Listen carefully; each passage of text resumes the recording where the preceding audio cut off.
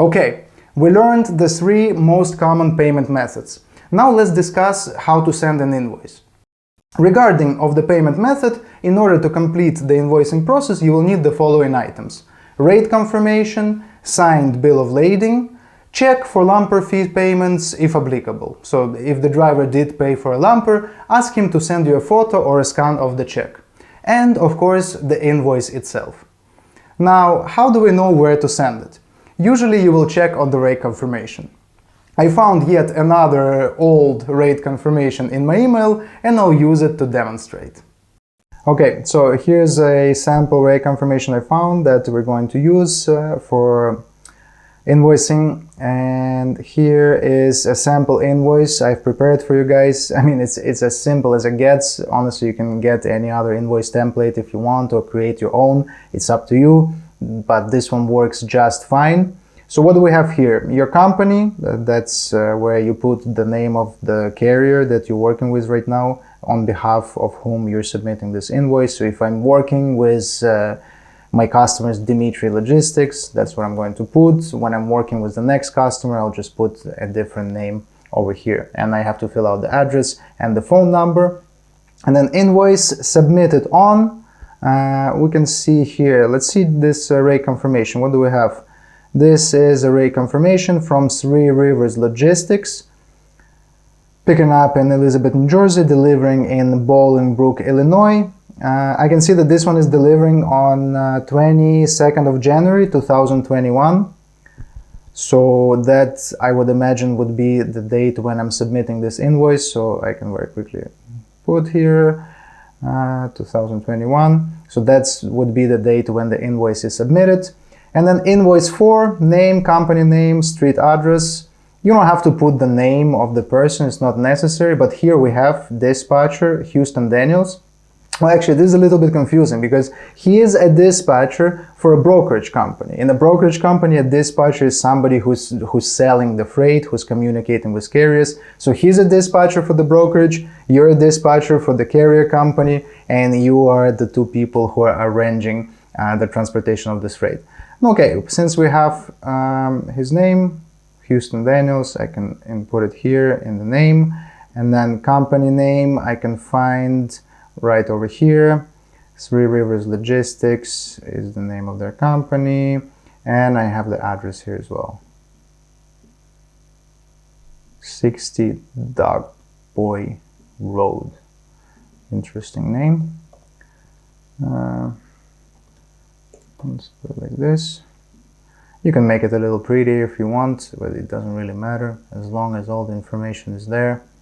That's all that matters. City, state, zip. I have it. Invoice number. So it depends on your carrier how they want to number their invoices. Some carriers number them one by one, so they go like invoice number 1, 2, 3, 4, 5. Each next invoice is the next number. Some carriers number the invoices based on the load number. So for example, I can go here, I can see load number 218142, and that's going to be the number of the invoice. You can check with the carrier if you're providing the invoicing services for them. You can check with them if they have a preference on how to number the invoices. And due date, I'm going to fill that out in a moment. And then a description, load number. Once again, I can actually input the load number here as well. It's okay if the number is shown multiple times, it's not a problem. Price. How much was this load paying? Let's check. I didn't actually check. Where is it? Where is it? Oh, there you go. $1,400 is amount to invoice. So this load is paying $1,400. So total price. This has formulas. So you do not actually put the total price, you put units, so quantity 1. We moved 1 load for them. Sometimes you're going to be submitting multiple invoices. You can put multiple loads in one invoice if you want. I don't usually do it, but some people do it. And unit price is 1,400. There you go. Total price came to 1,400, and that's our subtotal. If we have any additional charges, so maybe added detention, added layover, I don't know, added lumper fee payments, we can put that in the additional charges, and then the formula will calculate the total price for us. Any notes? if any notes are required, and for the due date. So now we've pretty much filled out the whole invoice, and now we need to see where do we send it and what's going to be the due date for the payment.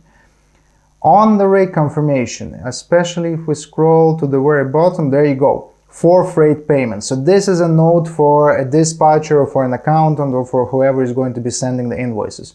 What do we have here? Email bills and invoice along with any unloading receipts to payables at freeriverslogistics.com. So there you go, we already know where to send the invoice.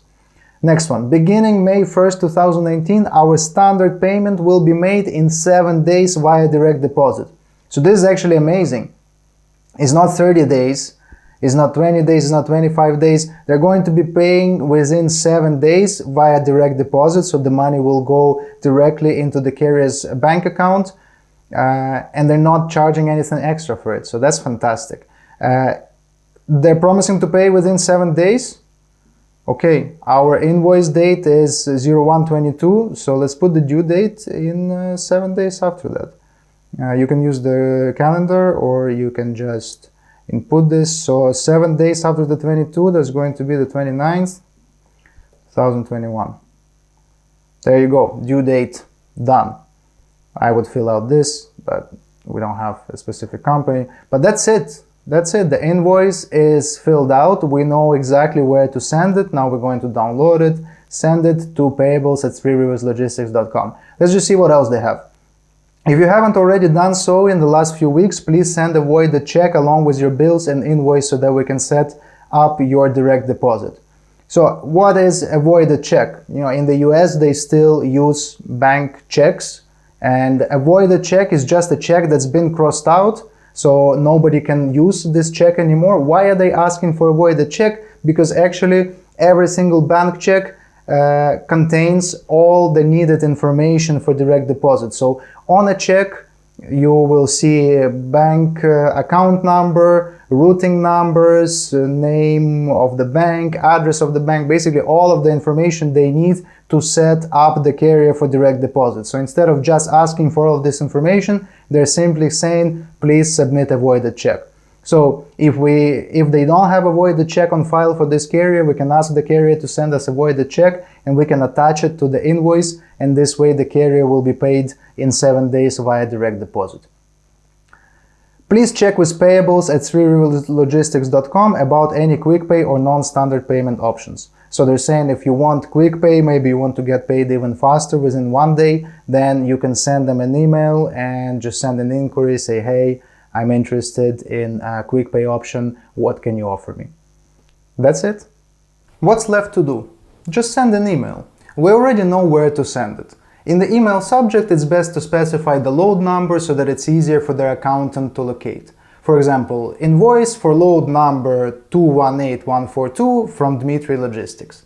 In the email, we attach all the documents, rate confirmation, bill of lading, and the invoice.